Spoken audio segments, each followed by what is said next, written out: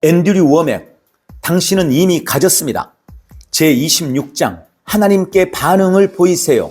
하나님께 반응을 보이세요. 당신의 몸이 다쳐서 이미 기도했고 믿었고 받았고 치유를 위해 믿음으로 행하였지만 당신이 여전히 고통 중에 있을 때 당신은 무엇을 하시겠습니까? 정상적인 상황에서는 당신은 몸의 반응을 보이도록 길들여졌습니다.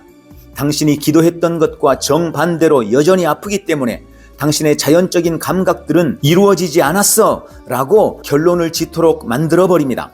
당신은 어떻게 그것을 극복하여 하나님의 공급하심을 드러낼 수 있게 됩니까? 금식을 통해서입니다.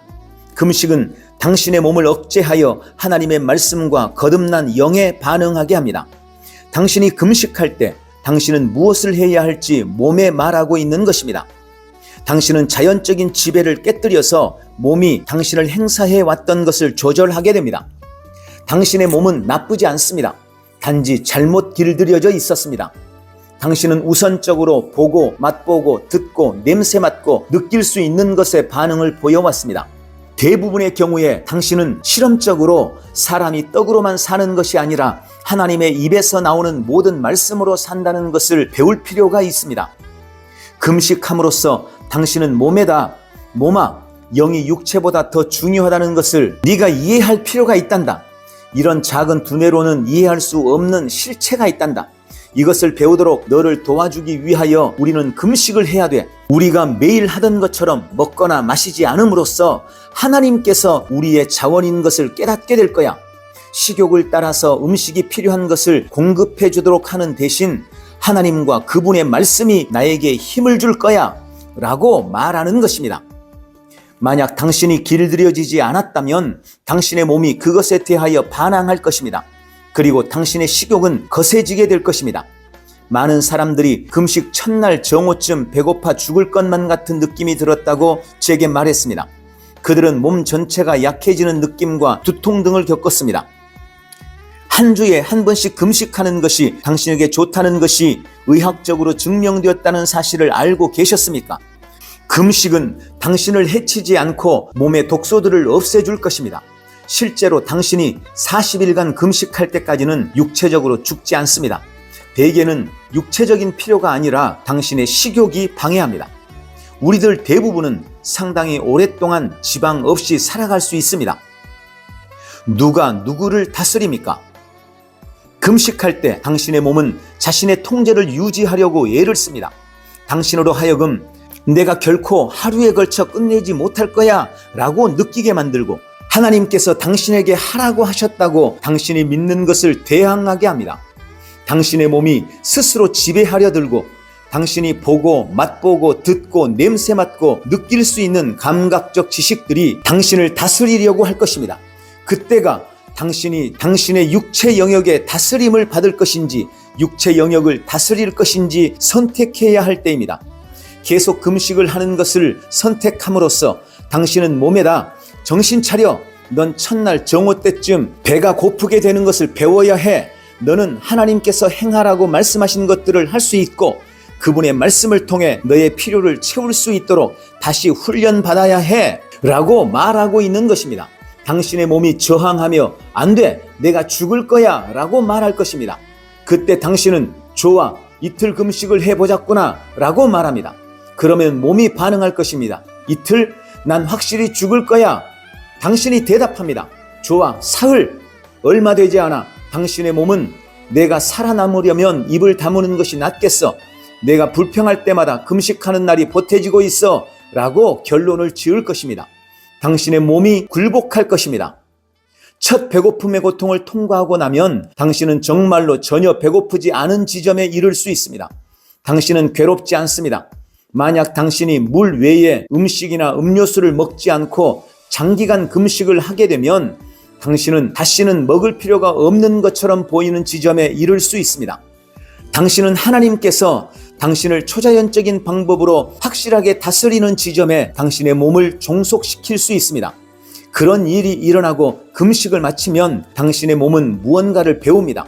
당신의 몸은 당신이 그가 채찍에 맞음으로 내가 나음을 입었도다 라고 말할 때 여전히 고통을 느끼지만 감지하는 능력 너머에 실체들이 있다는 것을 이제 알게 됩니다. 당신은 내가 보고 맛보고 듣고 냄새 맡고 느낄 수 있든지 그렇지 않든지 나는 고침을 받았어 라고 선포합니다. 그러면 당신의 몸이 알았어 라고 대답하며 굴복합니다. 그러나 만약 당신이 전에 금식을 해본 적이 없어서 당신의 몸을 통제하지 못했으면 당신은 그가 채찍에 맞음으로 내가 나음을 입었도다 라고 기도할 때 당신의 몸은 넌 여전히 아파, 넌 고침을 받지 못했어 라고 말할 것입니다. 당신은 아니야, 몸아 난 고침을 받았어 라고 반박할 것입니다. 그러면 몸이 이렇게 반응할 것입니다. 잠깐만, 나에게 말하는 너는 누구냐? 나는 너에게 언제 무엇을 얼마나 먹을지를 말하고 있어. 너는 수년 동안 나에게 지시를 주지 않았어. 너는 완전히 감각에 의해 지배를 받고 있어. 나에게 무엇을 해야 할지 말하지 마. 당신의 몸은 반항할 것입니다. 그래서 당신은 감각을 통하여 오는 자연적인 불신에 굴복할 것입니다. 금식은 당신의 영에 대한 자연적인 영역의 지배를 깨뜨립니다. 기도 역시 마찬가지입니다. 당신의 몸을 훈련시켜라. 당신이 기도할 때 당신은 육체적으로 보거나 느낄 수 없는 누군가에게 말하고 듣고 있는 것입니다. 당신의 자연적 생각과 감각 지식은 이것은 어리석은 일이야, 내가 뭐 하고 있지? 라고 말하면서 혼란스러워합니다. 만약 당신이 계속해서 기도하고 실천에 옮기면 당신은 기적 및 다른 일들이 일어나는 것을 보게 될 것입니다. 당신의 기도 시간이 가치가 있다는 것과 당신이 볼 수 없는 하나님께서 실제로 계셔서 당신의 육체적인 감각들을 억제하도록 도와주는 많은 증거들이 있습니다. 당신의 몸이 보고 맛보고 듣고 냄새 맡고 느낄 수 있는 것 이상의 것들이 있음을 깨닫기 시작할 것입니다. 그리고 건강이 좋지 않지만 좋은 것처럼 행동하기를 원할 때 당신의 몸은 자연적인 감각들이 이해하는 것보다 더 많은 것들이 있는 것을 알기 때문에 그렇게 반응을 보입니다. 그러나 기도와 금식하는 데 시간을 보내지 않는 사람은 그렇게 되지 않습니다. 그들의 몸의 자연적인 감각들로 이해하는 것에 반대하는 명령을 내리려고 하면 몸은 이전에 결코 훈련을 받은 적이 없기 때문에 반항할 것입니다. 당신의 몸이 악한 것은 아닙니다.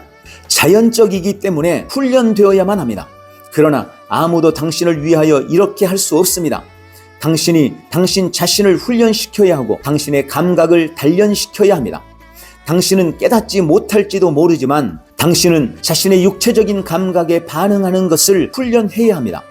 저는 베트남에서 군인으로서 여러 날 밤 벙커를 지켰습니다. 나의 청각과 후각 모두 생사의 상황 속에서 더욱더 민감해졌습니다. 우리는 적을 보기 전에 그들의 냄새를 맡곤 했습니다. 당신은 정말로 당신 안에 있는 것들을 훈련시킬 수 있습니다. 육감, 즉 여섯 번째 감각. 당신의 자연적 감각이 육체적 영역에서 훈련될 수 있듯이 그것들은 영적인 것들 안에서 또한 훈련될 수 있습니다. 감각이 육체적인 것으로만 남아있을 필요가 없습니다. 감각들은 영적 진리를 분별하도록 훈련될 수 있습니다. 금식과 기도가 하는 일이 바로 이것입니다. 저는 하나님께서 인류를 육감, 여섯 번째 감각을 가지도록 지으셨다고 믿습니다. 그 여섯 번째 감각은 믿음이었습니다. 아담과 하와는 그들이 다른 오감들을 사용한 만큼 믿음을 사용했습니다. 사람이 타락했을 때 믿음의 감각은 쇠퇴하기 시작하여 오늘날 많은 사람들이 그것에 대해 완전히 낯설어지는 지경이 되었습니다. 그러나 믿음으로 걸어가는 이런 능력은 우리 모두 안에 존재합니다. 그것은 양육되어야 하고 훈련되어야만 합니다.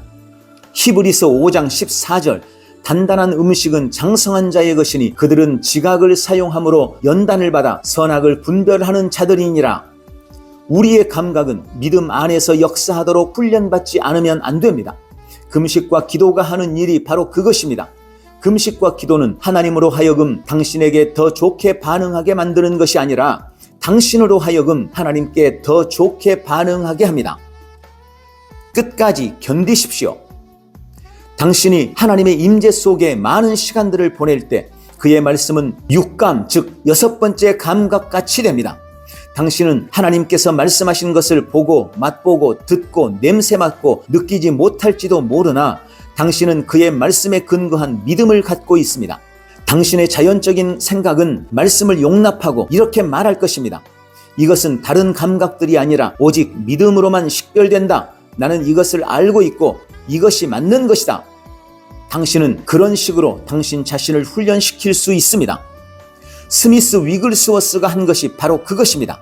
그는 기도, 금식, 말씀에 많은 시간들을 사용했으므로 불신과 다른 사람들의 생각에 대해서 스스로를 무감각하게 했습니다.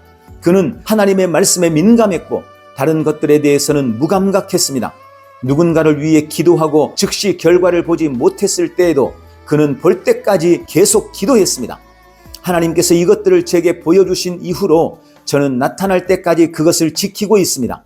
만약 제가 기도하고도 물리적으로 나타난 것을 보지 못하면 저는 이루어지게 합니다. 저는 하나님께서 그의 역할을 이미 다 하셨다고 진실로 믿고 있습니다. 저는 하나님께서 이미 그의 능력을 풀어놓으셨다고 믿고 있습니다. 그러므로 저는 무엇인가를 해달라고 부탁하거나 호소하지 않습니다. 저는 이미 이루어진 것을 적극적으로 받아들이고 있습니다. 그리고 저는 그것들이 나타나는 것을 방해하는 사탄에 대항하고 있습니다. 저는 산에게 말하고 일들이 이루어지도록 명령하면서 제 권세를 취하고 있습니다. 다른 사람들에게 사역을 할 때 당신이 그들의 믿음을 되살리기 위한 것들이 있습니다. 때때로 저는 누군가를 위해 기도하는 동안 불신을 분별합니다. 그것은 악함이나 불신 또는 자연적인 것들에 의하여 지배를 받고 있을 수 있습니다.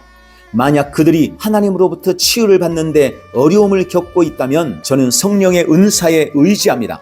지혜의 말씀과 지식의 말씀을 사용하면서 감정적인 것에 관하여 그들이 어떻게 상처를 입게 되었는지 그들에게 말할 것입니다.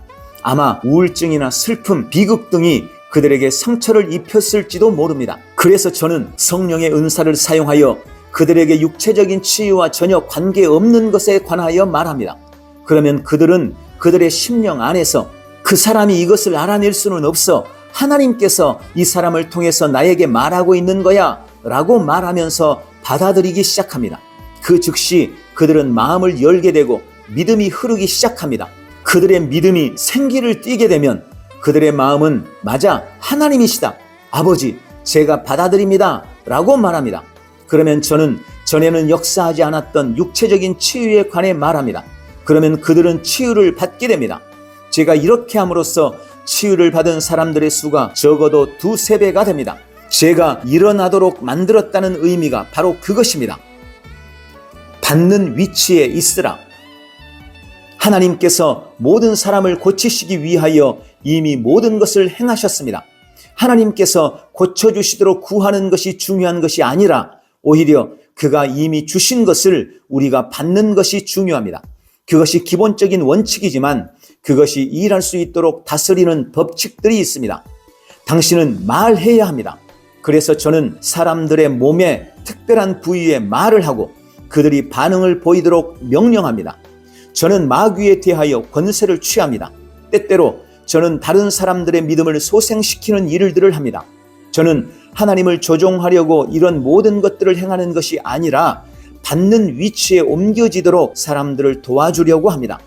이런 강력한 진리들을 깨닫고 적용할 때 저는 이전 어느 때보다 더 많고 좋은 결과들을 보고 있습니다. 그리고 당신 역시 그러할 것입니다. 할렐루야!